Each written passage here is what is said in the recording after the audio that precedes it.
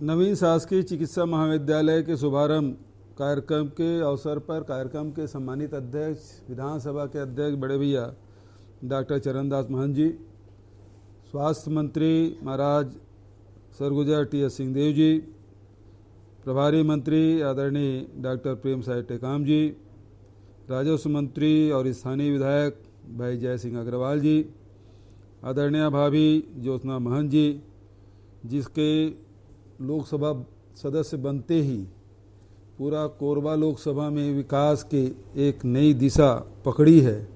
चाहे वो अधोसंरचना हो, चाहे पर्यटन के हिसाब से कहो, चाहे वो शिक्षा के क्षेत्र में कहो, चाहे अब चिकित्सा क्षेत्र में भी एक मील का पत्थर साबित हुआ है।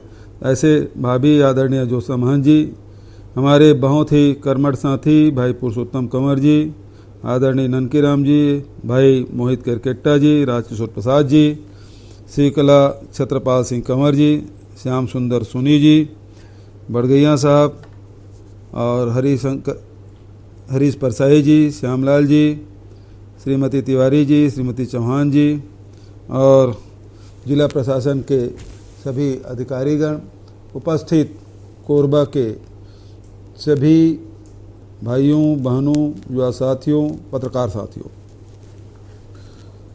जब छत्तीसगढ़ राज्य बना तो केवल एक ही महाविद्यालय था रायपुर में, एक ही मेडिकल कॉलेज, और उसके बाद फिर बिलासपुर में बना और उसके बाद धीरे धीरे रायगढ़, अंबिकापुर और राजनांदगांव, जगदलपुर।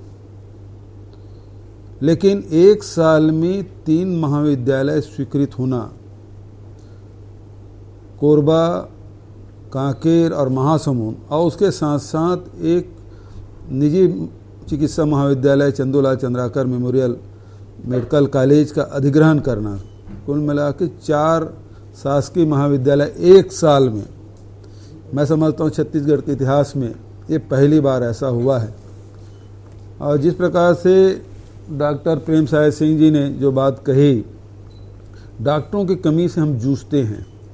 अब हमारे शासकीय चिकित्सा महाविद्यालय इतने सारे हो गए और हमारी कोशिश है कि हर लोकसभा क्षेत्र में एक महाविद्यालय हो, चिकित्सा महाविद्यालय हो। तो इस दिशा में हम बहुत तेज़ी से आगे बढ़ रहे हैं। अब इसमें केवल जांजगीर लोकसभा भर बचेगा, तो हमारी कोशिश है कि इस दिशा में हम लोग तेज़ी से काम करें और वो भी कमी पूरा करके फिर जिला स्तर पे हमारे मेडिकल कॉलेज हों, ये हम लोगों का लक्ष्य होना चाहिए।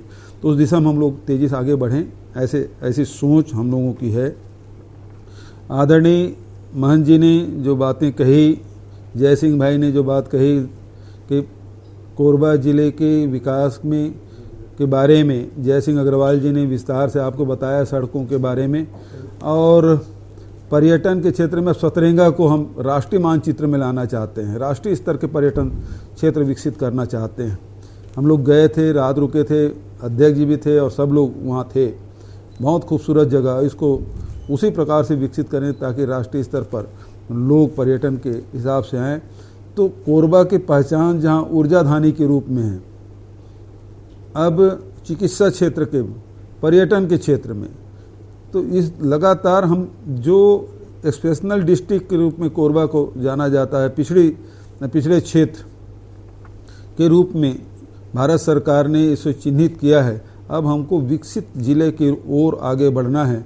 तो स्वास्थ्य और शिक्षा और रोजगार, इस दिशा में हम लोग काम करेंगे तो निश्चित रूप से इसका लाभ मिलेगा।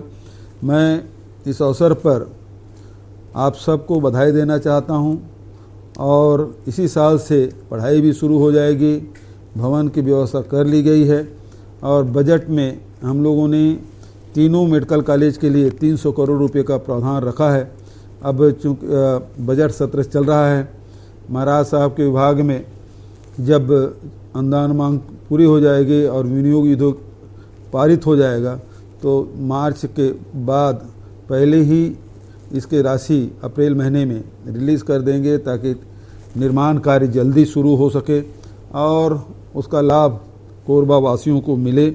सुंदर कोरबा बने,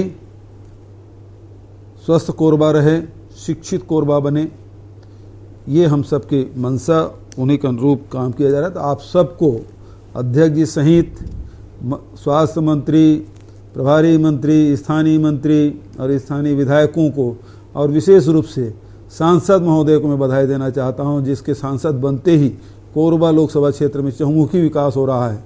इसके लिए मैं उनको बधाई देते हुए, आप सबको बधाई देते हुए, महापौर और सभी जनप्रतिनिधियों, जिला पंचायत के अध्यक्ष को भी शुभकामना देते हुए अपनी बात यहीं समाप्त करता हूं। धन्यवाद। जय हिंद, जय छत्तीसगढ़।